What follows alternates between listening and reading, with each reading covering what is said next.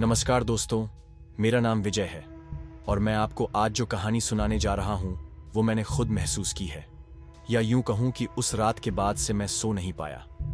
इस कहानी में जो कुछ हुआ वो न किसी फिल्म का हिस्सा है, न कोई मनगढ़ंत बात। ये सब मैंने खुद देखा, खुद सुना और आज पहली बार किसी से बांट रहा हूं।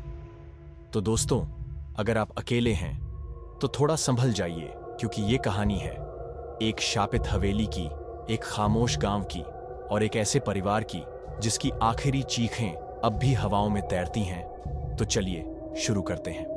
दोस्तों, क्या आपने कभी सुनी है वह कहानी जिसमें एक गांव और एक हवेली के बीच कोई ऐसा रहस्य छिपा हो जो कभी सामने ना आ सके? एक ऐसी जगह जहां कोई नहीं पहुंच पाता और अगर पहुंच भी जाए तो उसकी आत्मा कभी वापस नहीं लौटती।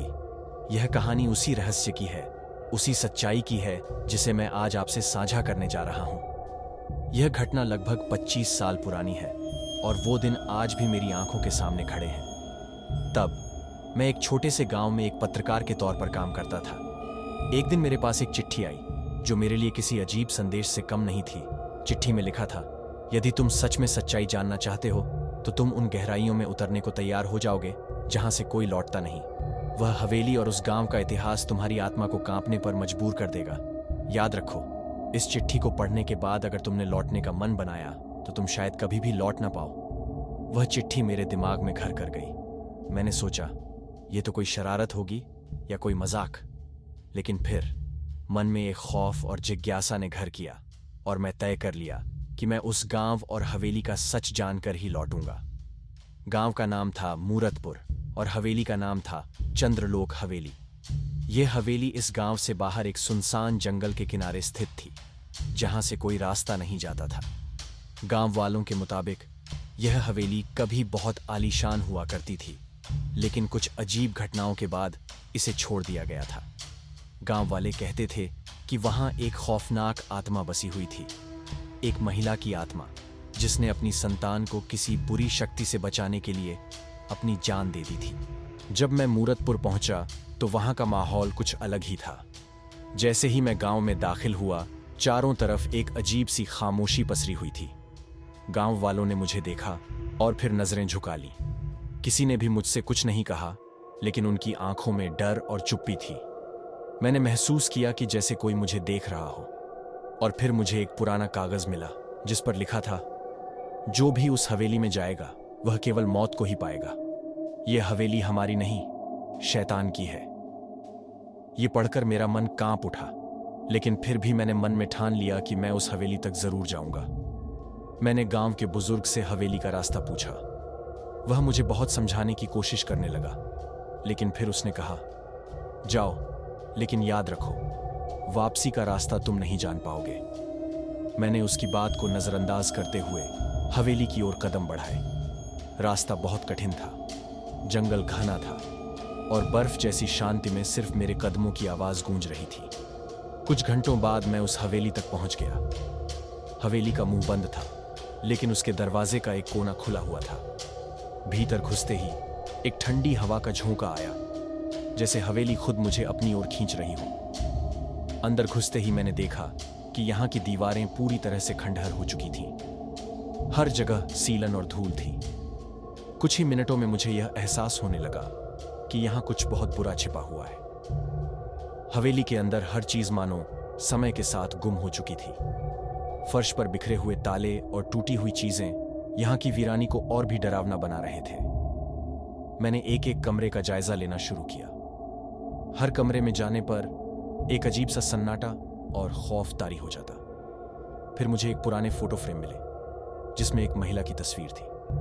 उसकी आंखें बड़ी थीं और चेहरे पर एक दर्द भरी मुस्कान थी। लेकिन जो सबसे अजीब था वो ये था कि उसकी आंखों में एक अजीब सी चमक थी, जैसे वह मुझे देख रही हो। फिर अचानक मुझे नीचे से एक आवाज सुनाई दी, मुझे बचाओ। यह आवाज कुछ ही समय में तेज हो गई।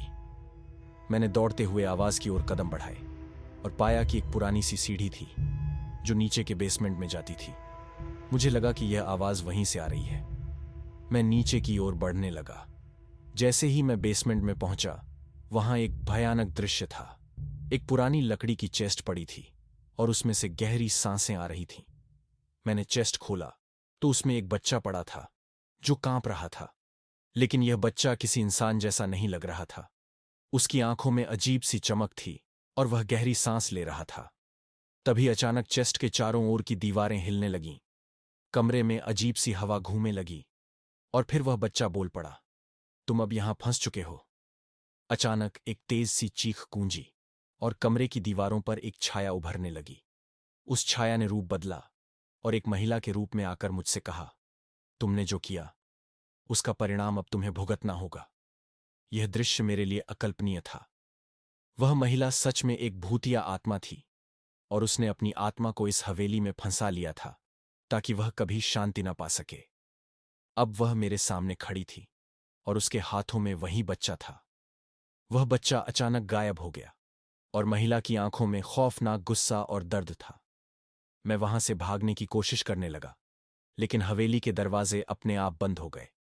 सब कुछ अंधेरे में डूब गया और मुझे लगा कि अब मैं कभी बाहर नहीं निकल पाऊंगा। फिर अचानक वह महिला बोली, तुम मेरे बेटे को क्यों छोड़ने आए हो? उसके बाद मेरे सामने वह बच्चा फिर से प्रकट हुआ और उसके चेहरे पर वह दर्द और असहायता साफ दिखाई दे रही थी। मुझे समझ आ गया कि यह महिला अपनी मौत के बाद भी अपनी संतान की तलाश में थी। वह हवेली सिर्फ एक घर नहीं, एक शापित स्थान थी जहां हर आत्मा अपनी तकलीफ के साथ कैद हो जाती है। अंत में मैं किसी तरह वहां से भागने में सफल रहा, लेकिन तब से उस गांव और हवेली का नाम मेरे जीवन से कभी नहीं गया। मैं आपको बस यही कह सकता हूं, अगर आप मूरतपुर और चंद्रलोक हवेली के बारे में सुनते हैं तो कभी वहां जाना मत, क्योंकि कोई नहीं जानता वह कौन सा राक्षस या आत्मा है जो वहां से निकलने के बाद भी आपकी आत्मा को कभी शांति नहीं देगा। दोस्तों, यह कहानी सुनकर अगर आप रात को अकेले बाहर जाएं तो क्या पता आपकी भी राह वही हो जो कभी मैंने देखी थी। तो दोस्तों, ये थी वो सच्ची और रहस्यमयी कहानी उस शापित हवेली की जहां एक पूरा परिवार हमेशा के लिए खो गया। अब आप ही बताइए, क्या आपने कभी कोई ऐसी जगह देखी है जहां हवा भी रुकी सी लगे? क्या आपके साथ कभी कुछ ऐसा हुआ है जिसे आप आज तक किसी को नहीं बता पाए? अगर हां, तो कमेंट करके जरूर बताइए। और अगर कहानी ने आपकी रूह तक हिला दी हो तो वीडियो को लाइक कीजिए, शेयर कीजिए और चैनल को सब्सक्राइब करना मत भूलिए, क्योंकि अगली बार मैं ऐसी ही एक और दहशत लेकर वापस आ रहा हूं। तब तक के लिए अंधेरे से बचिए और खिड़की से बाहर मत देखिए, शायद कोई